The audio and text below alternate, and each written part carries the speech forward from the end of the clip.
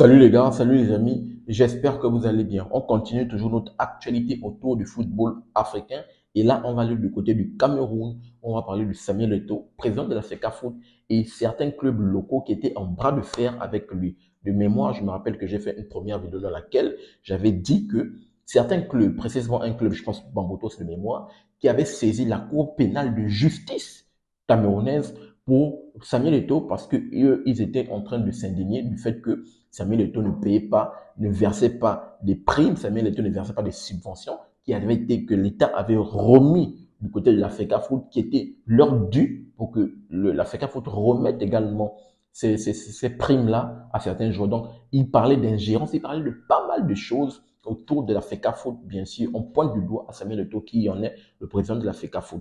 Donc, ils avaient saisi cette cour, ils étaient même retirés, je pense bien, ils s'étaient retirés de la Ligue One, de la Ligue locale, ils s'étaient retirés, ils n'avaient plus joué, je me rappelle bien, j'avais même également fait une vidéo dans laquelle le président d'un club, je pense que ça doit être Bambotos de mémoire, le président d'un club, pendant le match, il avait fait sortir les joueurs parce que les décisions arbitrales, il n'était pas d'accord avec les décisions arbitrales, il avait fait sortir les joueurs en plein match pour dire que non, non, non, après, à l'issue du match, je pense le même jour ou le lendemain, il avait posé sa démission. C'est un ancien, il se connaissent avec Samuel Eto'o, c'est un ancien. Il avait posé sa démission, il avait dit que non, non, non. Il avait toujours pointé du doigt à Samuel Eto'o, président de la FECAFOOT, bien sûr, pointé du doigt pour parler d'ingérence, pour parler de versement d'argent, pas mal de choses. Et là, il y a cette actualité qui surgit et on nous parle vraiment de quelque chose d'assez croustillant. L'actualité, c'est laquelle? Samuel Eto'o, le président de la Fédération camerounaise de football, a remporté un autre bras de fer au pays. Qu'est-ce qu'on nous dit? Une victoire de plus dans l'escarcelle de Samuel Eto'o. À la mi-avril, le club local de Bambotos FC de Mbunda, formidable loser d'Elite One D1 camerounaise, il y a 2 ans signifiait à la star son retrait du championnat. Tout comme Djiko FC de Banjul, avant lui, l'écurie reprochait à Eto'o le non-versement de plusieurs primes des subventions de l'État et des recrues et des recettes de la billetterie, entre autres.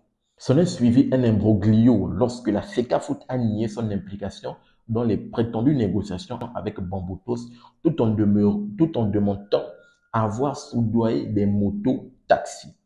En parallèle, Bambotos joignait l'acte à la parole en boycottant ses matchs de championnat. Je l'ai dit tantôt, il y avait le match où le président était venu sur le stade, il avait fait sortir les joueurs. Finalement, le club américain a fait machine en arrière. Dans une correspondance en date de ce mercredi, c'est-à-dire hier, je tourne la vidéo aujourd'hui matin, jeudi matin, le président délégué des châteaux, Kamdoum, a annoncé en effet le retour en compétition de Mangwa Boys. Le tout en demandant la reprogrammation de ces matchs. Tout ça, pour nous, le dirigeant explique cette volte-face par l'implication personnelle des autorités administratives et politiques, des promesses claires quant à l'amélioration de l'arbitrage, mais surtout l'assurance du paiement imminent des subventions et autres dettes fédérales dues au club. On poursuit. Ce dénouement a tendance à trahir cependant un aveu de faiblesse de la part de la formation concernée, alors que celle-ci avait donné l'impression de ne pas lâcher du lest avant d'obtenir satisfaction. Tout ça pour ça. Vraiment tout ça pour ça. Parce que, de façon à ce que lorsqu'il y a eu ce bras de fer, lorsque j'ai eu à faire même la première vidéo, on pouvait voir qu'à l'intérieur, les gars étaient clairs. Les gars, on voulait sérieusement à Samuel Eto'o. Les gars, on voulait sérieusement à la FECAFOOT. Ils ont mis du doigt, mais je comprends l'article, lorsque l'article finit pour dire que tout ça pour ça. Après, c'est pour revenir. Et lorsque vous revenez de façon normale, de façon tranquille comme ça, pour dire que non, vous voulez qu'on vous remette dans la compétition, vous voulez revoir les matchs et vous voulez une amélioration de l'arbitrage. Mais est-ce que la façon avec laquelle vous avez procédé est la meilleure des façons? Est-ce que cette façon de procéder, c'est la meilleure des façons? On ne peut pas dire qu'on quitte la compétition et on revient comme du n'importe quoi comme ça. Ce n'est pas possible.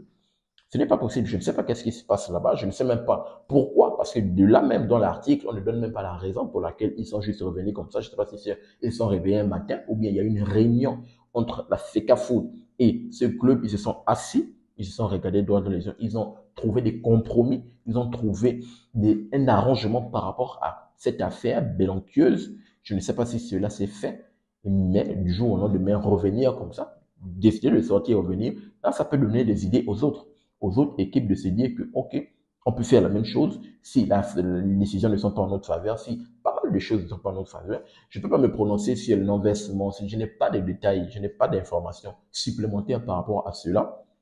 C'est le fait que la FECAFOOT ne verse pas de subventions, que l'État envoie. Je n'ai pas de détails assez approfondis par rapport à cela, mais ce que je peux donner, de ce que je peux lire, des actes que je peux voir par rapport au fait de l'arbitrage, comme je l'ai dit tantôt même dans ma vidéo, les problèmes d'arbitrage, enfin, on en voit partout, même en Europe, en Liga, on voit des problèmes d'arbitrage. La Liga actuellement dans cette saison, sauf des problèmes d'arbitrage. Mais la meilleure façon de vouloir pointer du doigt à l'arbitrage, ce n'est pas de sortir en plein match, ce n'est pas de vouloir quitter la ligue. Ce n'est pas. Non.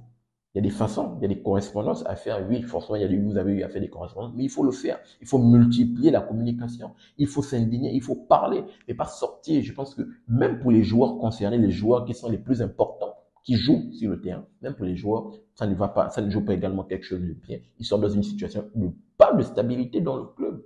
Donc, vraiment, je ne sais pas. L'article finit bien tout ça à cause tout ça pour ça. Oui, je comprends tout ça pour ça. Donc, Samuel Eto'o, comme on dit une fois de plus, l'article dit Samuel Eto'o gagne son bras de fer. Il gagne son bras de fer. Je ne sais pas qu'est-ce qui s'est passé officieusement en Samsung, bien sûr, parce qu'on n'en parle pas dans l'article. Je ne sais pas qu'est-ce qui s'est passé, mais il gagne une fois de plus son bras de fer. Et on va dire qu'il avait raison. Et même pour cette affaire où il était présenté à la Cour pénale de justice, machin et tout, on va voir le dénouement, on va voir ce que ça va donner. Bien sûr, mais là, on voit que toute l'amalgame, tous les esprits négatifs autour de la FECAFOOT, surtout même autour de la personne, parce que là, de tout ça là, on pointe du doigt la personne de Samuel Eto'o, on ne pointe même pas du doigt le président de la FECAFOOT, on pointe du doigt la personne et tout, qui est détachée du président de la FECAFOOT. Donc, voici, Samuel Eto'o qui gagne une fois de plus son bras de fer. On va voir ce que ça va donner par rapport au dénouement également de d'autres dossiers autour de Samuel Eto'o de la FECAFOOT. Et bien sûr, donc voici ce que j'avais à partager dans cette vidéo. Donnez-moi votre analyse et votre retour dans les commentaires et j'ai hâte de vous lire par rapport à ce sujet.